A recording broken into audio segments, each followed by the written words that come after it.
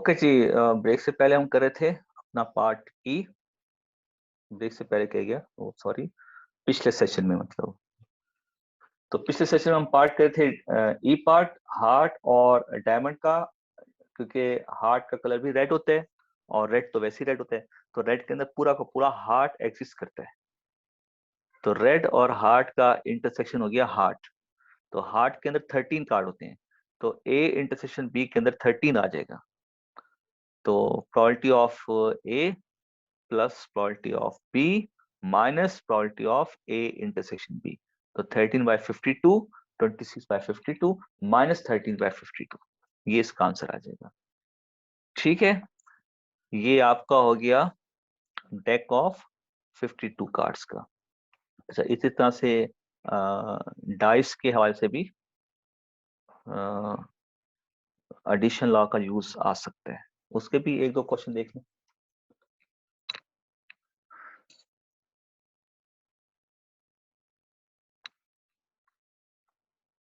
तो मेरी तो कोशिश होगी ना कि मैं हर पॉसिबल टाइप का क्वेश्चन जो है आपको सॉल्व करके दे दूं, ताकि आपको कहीं पे कोई प्रॉब्लम ना हो। बाकी तो माशाल्लाह प्रैक्टिस तो आप खुद करेंगे ना, ये तो नहीं कि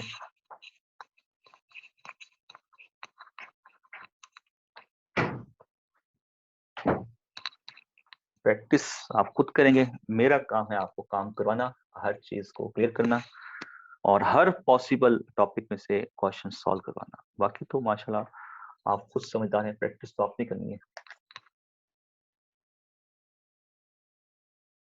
A fair die is rolled once. What is the probability that dot on the face is an even or an odd?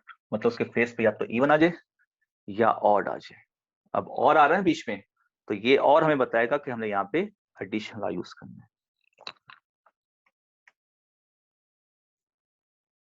an even or a prime number.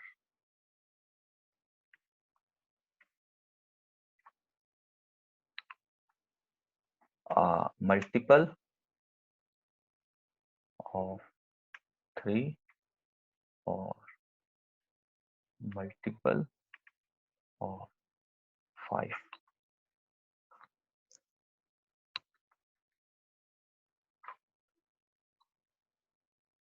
D.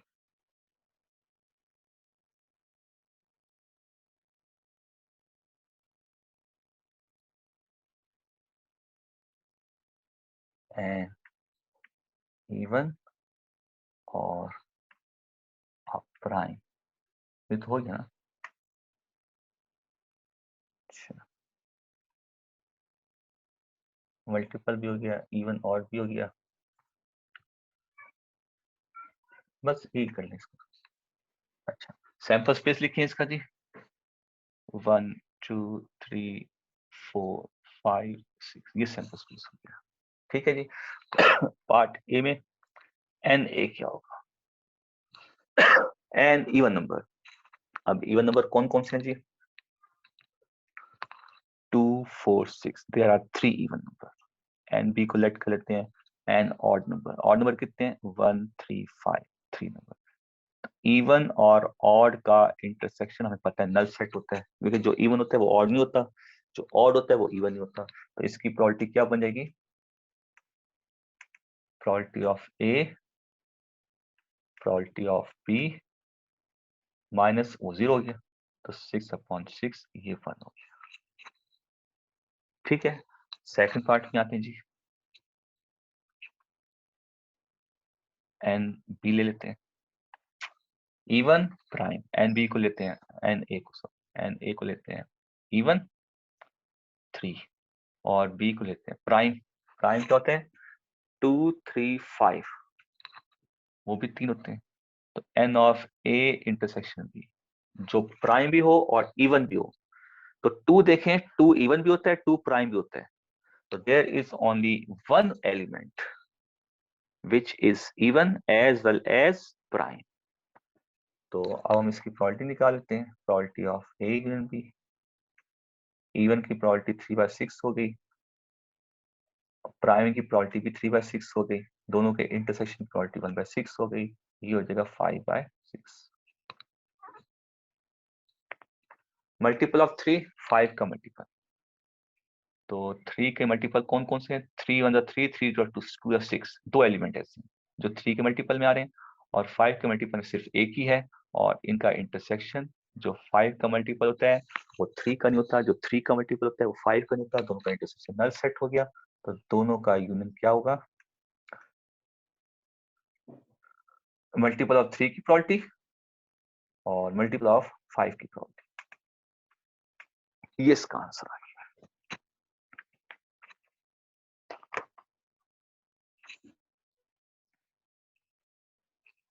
ठीक है जी। अच्छा, ये हो गया।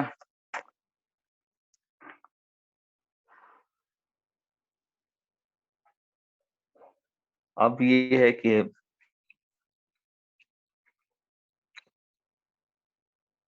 मल्टीप्लिकेशन लॉ की तरफ आते हैं। नहीं, एडिशन लॉ का ना एक और क्वेश्चन देखिए, मुझे याद आ गया।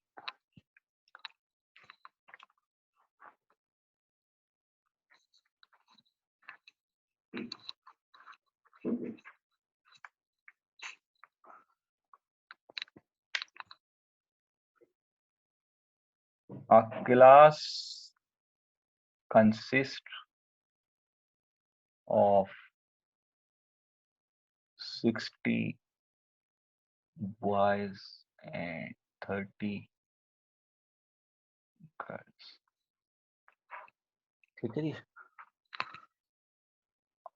half boys and half girls have taken business statistics as optional।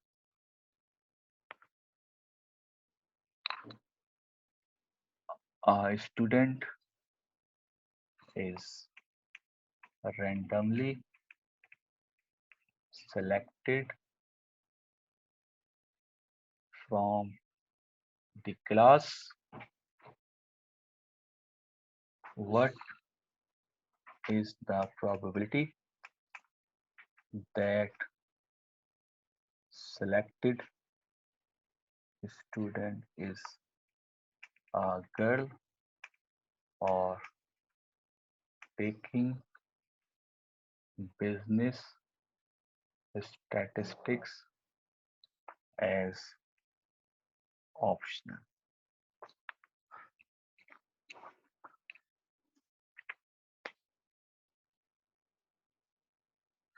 तो ये जो और है बीच में, गर्ल और टेकिंग स्टैटिस्टिक्स एज ऑप्शन, ये जो और आ रहा है ना, ये हमें बता रहा है कि इस क्वेश्चन में एडिशनल लॉ यूज होगा। चलें, इस और को हम डिफाइन कर लेते हैं। अब हम सपोज कर लेते हैं ए को, ये हमारा इवेंट है, और से पहले क्या है? Girl. The event that selected student is girl. तो एन ए क्या बनेगा? कितनी गर्ल्स हैं क्लास में? 30।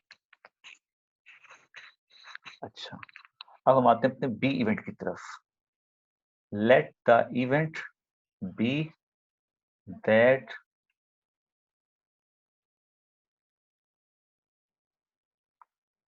selected student is taking, अब और के बाद वाला ना, is taking business statistics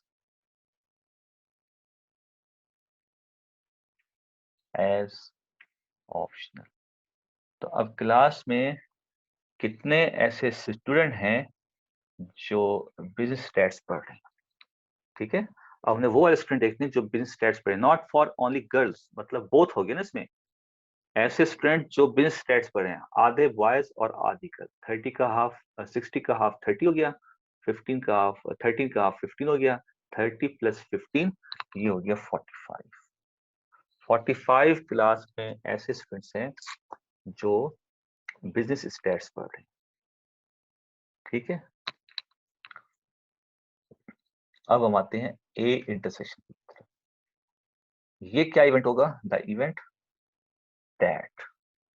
अब इंटरसेक्शन मतलब क्या होगा? ए का मतलब है गर्ल, बी का मतलब है स्टैट्स पढ़ रहा है, तो इन दोनों का इंटरसेक्शन क्या होगा? That selected student is a girl and have taking business stats as optional। ठीक है, तो ए इंटरसेक्शन भी क्या हो गया? ए का मतलब गर्ल हो गया, बी का मतलब हो गया वो वाला स्टूडेंट जो स्टैट्स पढ़ रहा है लाजमी। तो दोनों का इंटरसेक्शन क्या हो गया कि ऐसा स्टूडेंट्स जो गर्ल भी हो और स्टैट्स भी पढ़ रहा हो। तो अब इनकी तादाद कितनी होगी? ऐसी गर्ल्स जो स्टैट्स पढ़ रही हैं, सिर्फ गर्ल्स, देयर आर 15, 30 का हाफ। ठीक है, एन ए हमारे पास आ गया, एन बी हमारे पास आ गया, एन ए इंटरसेक्शन बी हमारे पास आ गया, और एन एस क्या है? क्लास के टोटल स्टूडेंट्स 90। ठीक है, एन एस ये हो गया हमारे पास। अब हमने, क्योंकि ये और आया हुआ है, तो अब हम निकालेंगे इसकी प्रोबेबिलिटी ए यूनियन बी। इसको हम कैसे लिखेंगे? Probability of A plus probability of B minus probability of A intersection B. ठीक है, प्रोबेबिलिटी ऑफ ए का मतलब क्या होता है? N A upon n S. Probability of B का मतलब क्या होगा? N B upon n S. Probability of A intersection B का मतलब क्या होगा? N A intersection B upon n S. तो n A upon n S, n A कितना है? 30, एन एस है 90। ये हो जाएगा 30 अपॉन 90, ये हो जाएगा 45 अपॉन 90, ये हो जाएगा 15 अपॉन 90। सबका एलसीएम सेम है, 90 आ गया। 30 प्लस 45 माइनस 15 हो गया, तो ये आपके पास हो गया 60। 60 अपॉन 90, 6 अपॉन 9, 2/3 इसकी प्रोबेबिलिटी आ गई। ठीक है, ये क्वेश्चन देख लें एडिशन लॉ के रिस्पेक्ट से। अच्छा, अब हम आते हैं मल्टीप्लिकेशन लॉ की तरफ।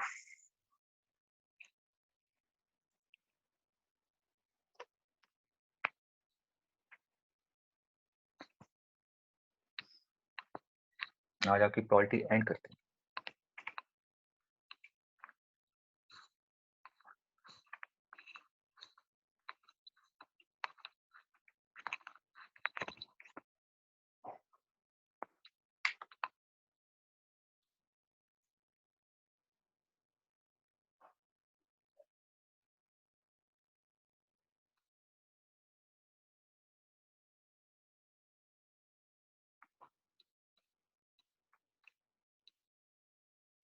मल्टीप्लिकेशन लॉ के रिस्पेक्ट से पहले हम डिपेंडेंट और इंडिपेंडेंट इवेंट को डिफाइन करेंगे,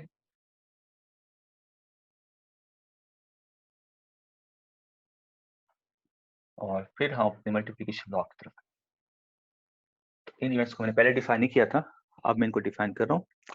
डिपेंडेंट और इंडिपेंडेंट इवेंट्स क्या होते हैं? जैसे नाम से जा रहा है, एक इवेंट अगर दूसरे इवेंट पे डिपेंड कर रहे हैं तो वो डिपेंडेंट होंगे, अगर एक इवेंट दूसरे पे डिपेंड नहीं कर रहा तो वो इंडिपेंडेंट होंगे। इसका मतलब क्या है प्रोबेबिलिटी के रिस्पेक्ट से, वो हम देखते हैं। Let A and B be any two events if the probability of A is affected by occurrence of B or probability of B is affected by occurrence of A, then we say that A and B are dependent units.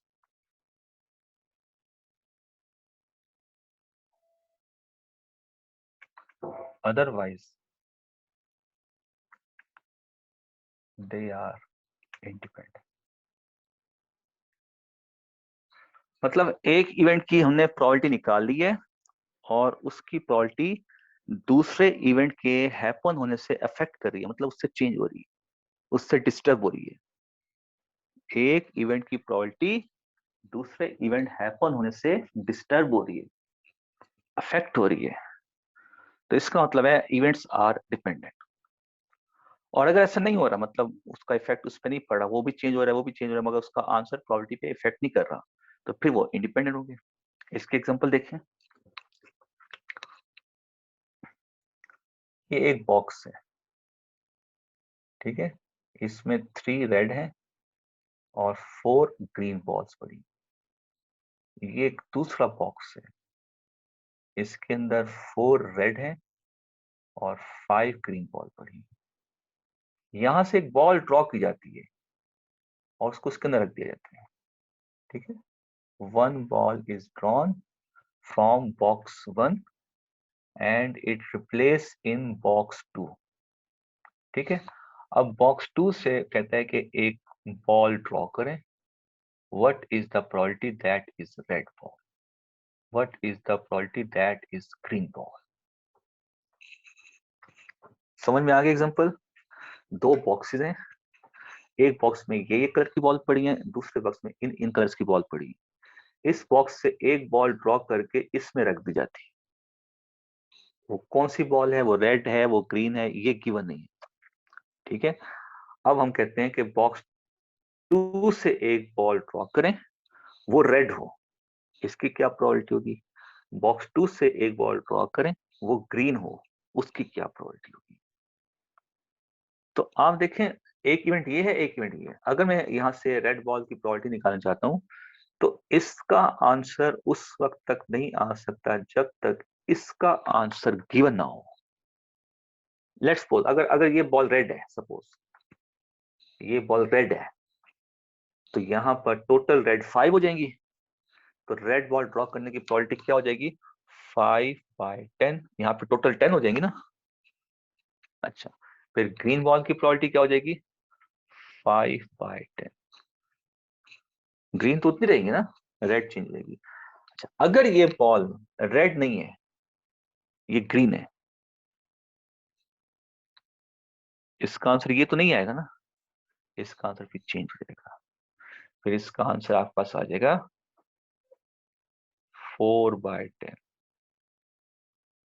फिर इसका answer भी change हो जाएगा, इसका answer हो जाएगा 6/10। अगर ये बॉल ग्रीन है तो प्रोबेबिलिटी ये आएगी, अगर ये बॉल रेड है तो प्रोबेबिलिटी ये आएगी। देखें प्रोबेबिलिटी चेंज हो रही है, इसका मतलब है ये डिपेंडेंट इवेंट्स हैं, ठीक है। और इंडिपेंडेंट इवेंट्स क्या होते हैं, अब उनको देखते हैं।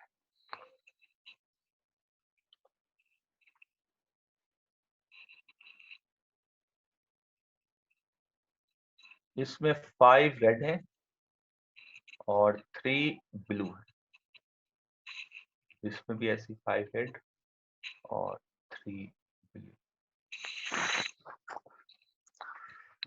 मुझे यहां से 2 बॉल्स ड्रॉ करनी, 2 बॉल्स ड्रॉ करनी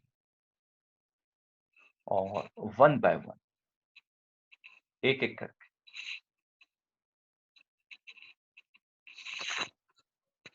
अच्छा, मैं यहां से एक बॉल ड्रॉ करता हूं 1 बाय 1 करके, फिर उसके बाद दूसरी बॉल ड्रॉ, मतलब 2 बॉल में एक साथ ड्रॉ नहीं करूंगा, 1 बाय 1 एक एक करके। दोनों कलर्स, दोनों बॉल्स का कलर जो है वो रेड होना चाहिए, मतलब मुझे बोथ रेड की प्रोबेबिलिटी निकाल, यहाँ पे भी बोथ रेड की प्रोबेबिलिटी निकाल, मतलब दोनों बॉल रेड होनी चाहिए। तो यहाँ पे कंडीशन ये है कि जब आप एक बॉल ड्रॉ कर लें उसको वापस अंदर रख दें, उसके बाद दूसरी बॉल ड्रॉ करें। और यहाँ पे कंडीशन ऐसी है कि एक बॉल आप ड्रॉ कर लें, उसको वापस अंदर ना रखें, उसके बाद दूसरी बॉल ड्रॉ करें। मतलब यहाँ पे कंडीशन है विद रिप्लेसमेंट की, यहाँ पे कंडीशन है विदाउट रिप्लेसमेंट की। विद रिप्लेसमेंट को देखिए, मैंने एक बॉल यहां से ड्रॉ की, वो रेड है, रेड बॉल की प्रोबेबिलिटी क्या हो जाएगी 5/8। इसको मैंने अंदर रख दिया वापस। अब मैं दूसरी बॉल रेड बॉल ड्रॉ कर रहा हूं, उसकी प्रोबेबिलिटी क्या हो जाएगी 5/8। प्रोबेबिलिटी चेंज नहीं हुई।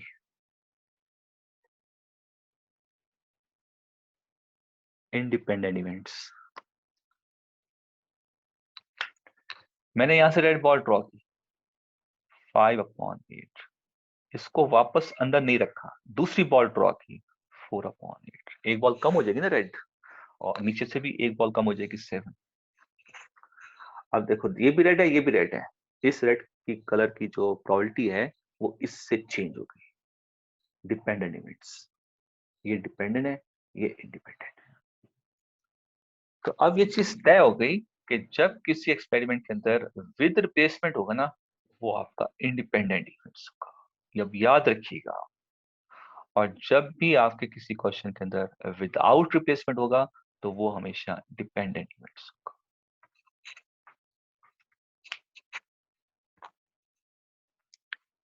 तो ये कंसेप्ट है हमारा डिपेंडेंट और इंडिपेंडेंट इवेंट्स का। ठीक है, अब हम आते हैं मल्टीप्लिकेशन लॉ की तरफ। तो जैसे एडिशन लॉ दो तरह का होता है ना, mutually exclusive events for non mutually exclusive event, इसी तरह हमारा मल्टीप्लिकेशन लॉ भी दो तरह का होता है, एक डिपेंडेंट इवेंट्स का होता है और एक इंडिपेंडेंट इवेंट्स का होता है।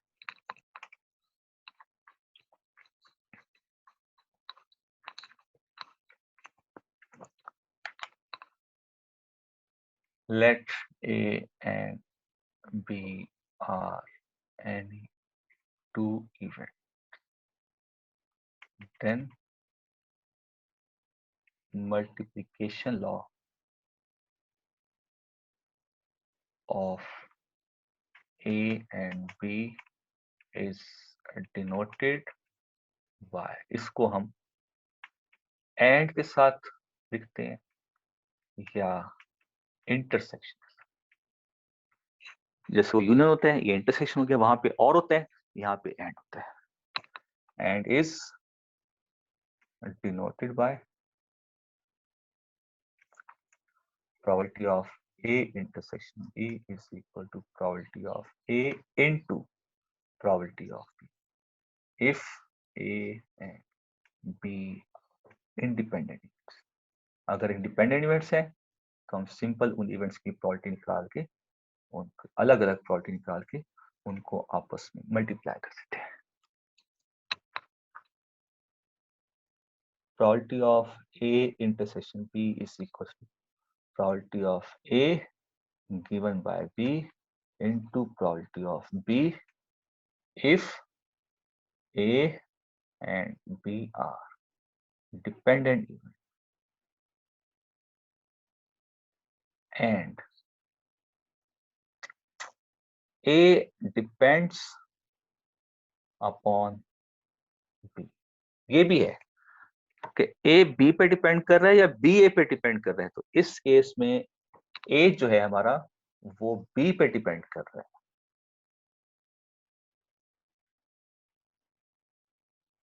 Third case, probability of A intersection B is equal to probability of A into probability of B given by A। इस केस में भी हमारे पास A और B डिपेंडेंट है, where B depends upon A। यहाँ पे B A पे डिपेंड कर रहा है, यहाँ पे A B पे डिपेंड कर रहा है, और इसको हम पढ़ते हैं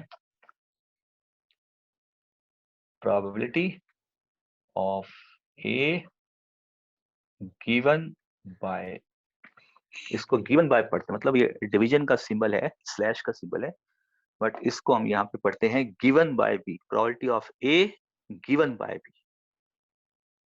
तो ये हमारा मल्टीप्लिकेशन लॉ हो गया फॉर डिपेंडेंट और इंडिपेंडेंट इवेंट्स।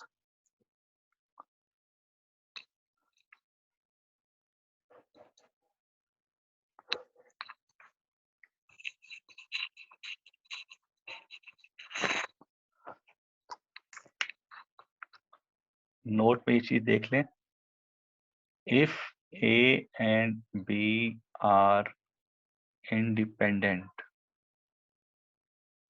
ठीक है, then A given by B is equal to probability of A, B given by A is equal to probability of B। अक्सर क्वेश्चन ये दे देते हैं वो कि A और B इंडिपेंडेंट है, तो बताओ इसका आंसर क्या होगा, इसका आंसर क्या होगा, अक्सर पूछते हैं। तो अगर इंडिपेंडेंट है ना, तो इसका मतलब होता है प्रोबेबिलिटी ऑफ A, फिर B खत्म हो जाती है यहाँ से, क्योंकि B उस वक्त आएगा जब वो डिपेंड कर रहा होगा। जब इंडिपेंडेंट है ना, तो नीचे से B खत्म हो जाएगा, नीचे से A खत्म हो जाएगा, और ऊपर वाला आंसर आ जाएगा probability of A, probability of B, ठीक है। और secondly probability of A given by B, ये दूसरी तरफ जाके डिवाइड हो जाएगा, probability of A intersection B upon probability of B, and as it is B given by A किसके इक्वल होगा, probability of A intersection B upon probability of A। ये formulas आपको याद होनी चाहिए, ठीक है, ये फार्मूलाज आपको याद होने चाहिए। मैं अब कुछ क्वेश्चंस ग्रुप में भी आपके साथ शेयर करूंगा, ठीक है, उनको आप इन फार्मूलाज के रिस्पेक्ट से सॉल्व करेंगे, ठीक है। और क्वेश्चन की रिक्वायरमेंट देखते हुए, मतलब क्वेश्चन के अंदर क्या गिवन है और कौन सा फार्मूला वहां पे फिट होता है, एज इट इज उस तरीके से हम क्वेश्चन को सॉल्व करेंगे, क्योंकि इनके अबाउट आते हैं क्वेश्चन ना इस एमसीक्यूज में।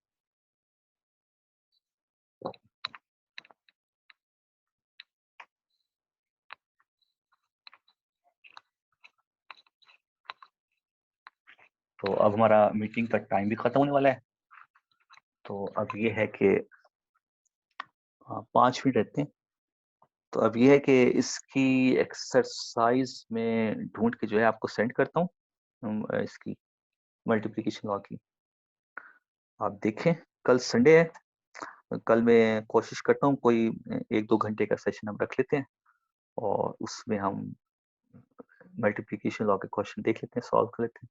ये अगर आप सॉल्व कर लेते तो ठीक है, मतलब देखते हैं, कल कल कोई टाइम देख लेते हैं, 1 घंटा 2 घंटे निकाल के इसके कुछ प्रॉब्लम देख लेते हैं। अच्छा, आज मैं आपको एक तो ये आज की वीडियो रिकॉर्डिंग जो है इसका लिंक मैं सेंड करूंगा, आज वाली क्लास का। इसके अलावा फिर मैं आपको इस क्लास से ऑनवर्ड जितने भी टॉपिक्स हैं उनकी मैं आपको वीडियो लिंक शेयर कर दूंगा। वो आप 1 बाय 1 जब भी आपको टाइम ले 1 बाय 1 करके उसको सुकून से बैठ के, मतलब चलते फिरते नहीं, सुकून से बैठ के, जैसे आपकी क्लास हो रही है, सुकून से बैठ के उन वीडियो लेक्चर्स को गौर से सुनिएगा। उसमें जो पॉइंट समझ में ना आए उसको एक पेज निकाल के लिख लें कि मुझे ये पॉइंट समझ में नहीं आया जो सर ने बताया, उसको ना एक पेज पे अलग से लिख लें और मुझे व्हाट्सएप कर दें। मैं बाय वॉइस मैसेज उसको आपको डिफाइन कर दूंगा, और अगर कोई लंबा चौड़ा कोई आंसर होगा तो मैं सेशन रखूंगा।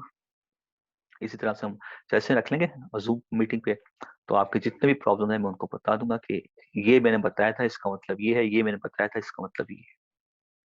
वैसे होगा नहीं ऐसा, बट ऑप्शन दे रहा हूँ आपको कि अगर कोई ऐसा पॉइंट आपको समझ में नहीं आ रहा और उसके रिस्पेक्ट से आपका पूरा लेक्चर भी सो रहा है, मतलब पूरा लेक्चर समझ नहीं आ रहा, तो आप मुझे व्हाट्सएप कर दें क्वेश्चन। अगर वो क्वेश्चन ऐसा होगा कि मतलब 1-2 वर्डिंग में मैं उसको डिफाइन कर दूं, तो मैं वॉइस मैसेज में उसको डिफाइन कर दूंगा। और अगर मैं समझता हूँ नहीं इसके लिए मुझे कुछ आपको बैकग्राउंड देना पड़ेगा, तो फिर मैं इस तरह से एक मीटिंग रखूंगा, आपको भी इनवाइट कर दूंगा उसमें, और आपके जो भी प्रॉब्लम होंगे हम उस मीटिंग में सॉल्व कर लेंगे।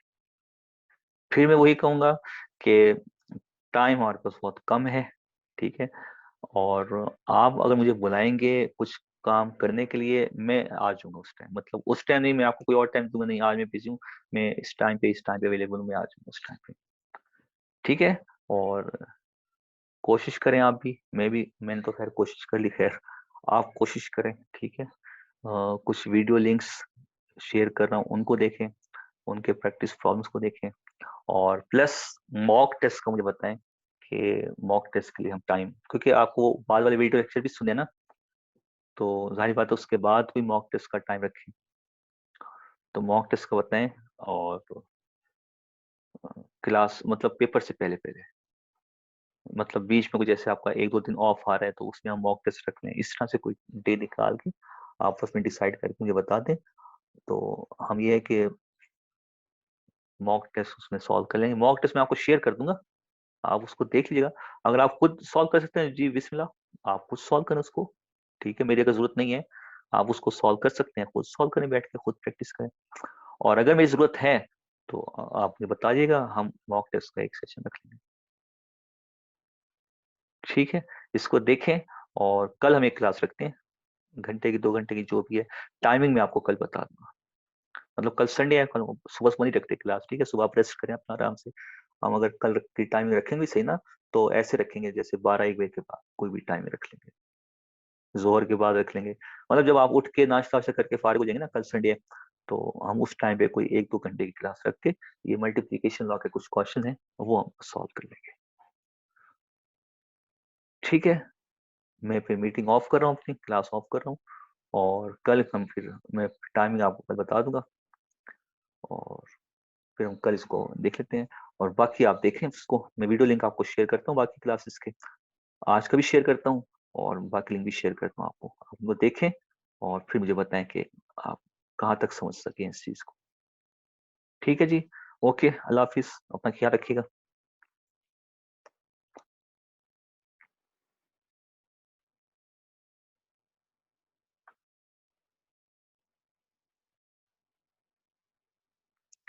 अच्छा जी, अकाउंटिंग, मैथ्स और इकोनॉमिक्स वाला, अच्छा मुझे जरा फिर वो जरा बताएं फिर क्वेश्चन, आप तो मीटिंग ऑफ, चलो कल कल का रख लेते हैं। ठीक है, कल आप वो फिर मुझे ना इसी तरह चैटिंग में पहले मुझे लिख के देंगे क्लास वो पूरा क्वेश्चन। ठीक है, कल जब हम क्लास रखेंगे ना अलीना, अलीना, और कल जब हम क्लास स्टार्ट करेंगे ना, उससे स्टार्ट करने से पहले चैटिंग में वो आप पूरा क्वेश्चन मुझे लिख देंगे। मुझे याद नहीं आ रहा क्वेश्चन क्या था, मुझे ये तो याद है कि मैंने कहा था कि हम उसको करेंगे, वो पूरा क्वेश्चन वर्ड बाय वर्ड ना मुझे चैटिंग में लिख देंगे, ताकि मैं यहाँ से देखता जाऊंगा और क्वेश्चन को सॉल्व कर दूंगा। कल मुझे बताइएगा याद से। ठीक है, ओके, अल्लाह हाफिज।